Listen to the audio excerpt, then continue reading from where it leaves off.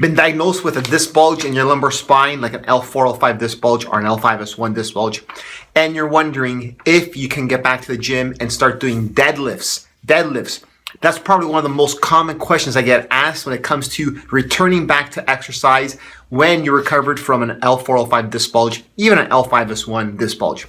So in this video, in this episode of Ask Dr. Walter Salubro, episode 21.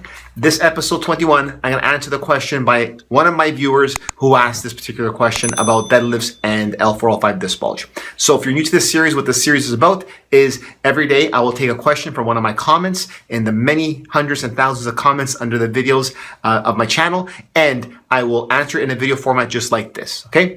And today's question comes from Siva. So Siva asks, very simply, can I perform deadlifts with my L5-S1 disc bulge?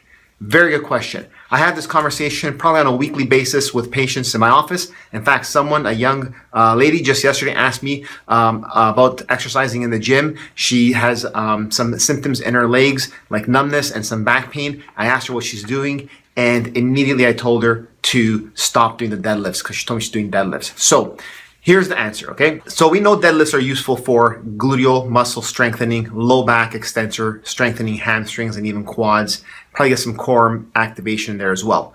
So even if you recovered from an L4, L5 disc bulge or an L5-S1 disc bulge, and you probably can physically and functionally do a deadlift, right, safely, my question is, why would you want to? You shouldn't. You should not do deadlifts. That's my opinion, my professional opinion that I tell my patients. A deadlift is a recipe for a re-injury to a disc and a back. So if you're not competing like a bodybuilder on stage or in high-level competition, why do a deadlift? You're just going to get hurt more. You're going to get hurt, re-injured possibly in the future. It's a big risk. Why? Because as you're bending down, right, and you're lifting the weight, you're in a flex position, the intradiscal pressures have increased by at least 100%. So that means is you're putting more load on those discs. And just because there's no pain, just because there's no pain signals, just because there's no inflammation, it doesn't mean that the disc fibers or the disc actual bulge has resorbed or healed or is completely normal, right? It may still be there, which means it's still possibly weakened. So if you're adding extra pressure on those discs, extra load in the bent position, at some point, it's going to increase the likelihood of re-injury. So why would you want to do a deadlift? I don't recommend them to my patients. I don't think they should do them. So it's up to you if you want to do them. However, it's one of those exercises I just tell my patients not to do. So what can you do in alternative to a deadlift? Well, if you want to work your hamstrings, you can do hamstring curls.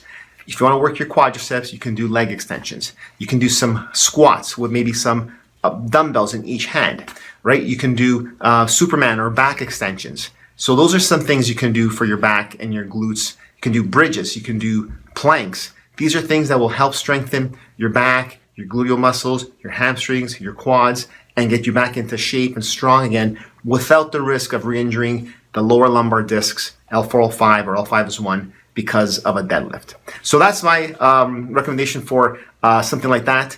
And I tell everyone that watches my videos, before you get back into any form of exercise after recovering from an injury in your back, especially L4, L5 disc bulge or L5-S1 disc bulge, do get clearance from the doctor, the therapist, the chiropractor, whoever it is, the professional that actually knows your spine, checked you and examined you. Make sure you're fully capable to get back into the exercise and see what can be done safely and what you should not do, okay? So again, this is just general information, but that's what I would tell my patients is to avoid deadlifts if you recovered from a disc bulge in your lower lumbar spine.